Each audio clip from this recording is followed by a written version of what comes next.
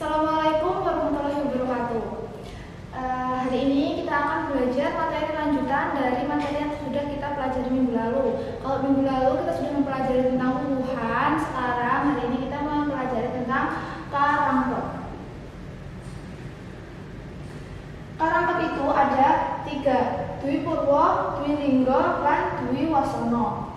Dwi Purwo yaiku wanda wiwitane diunekne ping pindho. Wanda itu adalah bahasa Indonesiane suku kata. Suku kata diucapnya ping pindho.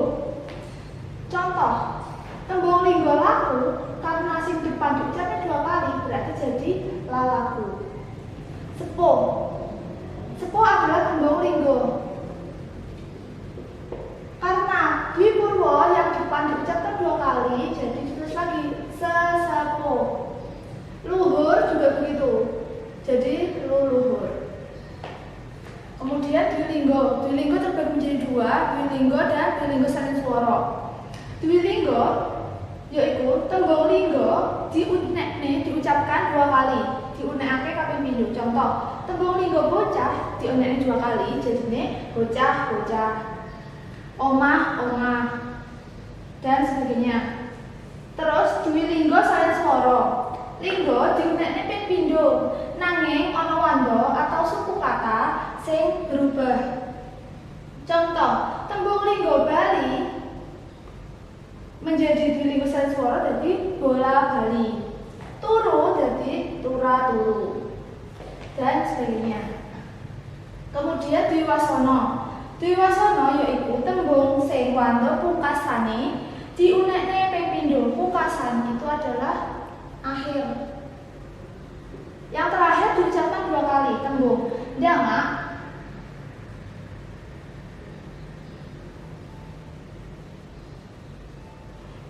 diucapkan 2 kali. Jadi dangana. Untuk tambahan, sepuh iki disebut tembung linggo. Karena apa? Karena dia bisa berdiri sendiri. Kalau dia sudah mendapat Dwi Purwo sepuh menjadi berubah menjadi sesepuh, ini disebut disebut tembung andahan, bukan tembung linggo lagi karena sudah mendapat urutan Dwi Purwo. Sampai sini, semoga kalian bisa memahami apa yang saya sampaikan. Apabila ada pertanyaan, kalian bisa menghubungi lewat WhatsApp. Dan sekarang silahkan kalian buka Google Classroom kalian dan silahkan ditulis materi yang ada di Google Classroom. Wassalamualaikum warahmatullahi wabarakatuh.